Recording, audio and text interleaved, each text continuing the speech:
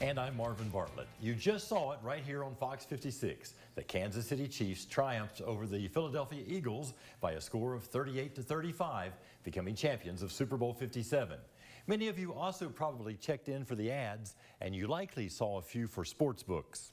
It's a hot topic here in Kentucky and is up for debate in Frankfort again this year. Bode Brooks has more on what's at stake for both sides.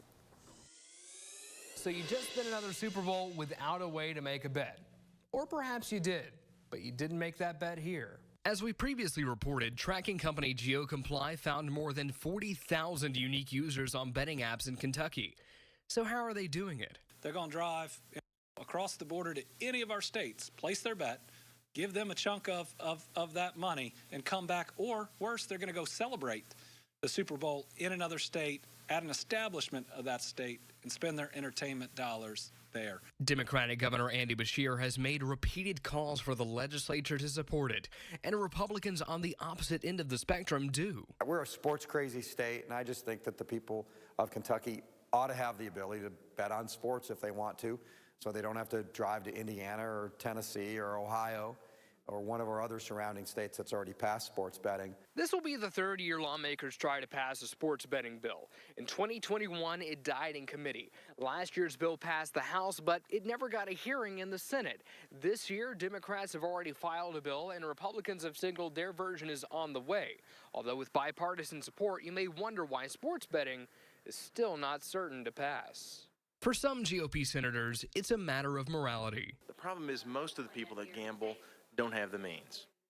It's an addictive thing, and it causes harm to families, causes harm to communities, reduces disposable income for families. For others, not an economic benefit worth the legislative lift. Most people lose money when they bet.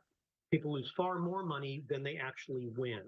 And so the question is, where is the money that they're losing going to? And it's usually to out-of-state gambling corporations. The Family Foundation's Martin Cothran is one of the biggest voices pushing against sports betting in Kentucky. He argues Kentucky's Constitution doesn't allow it without an amendment, but also believes sports books prey on those prone to gambling addiction.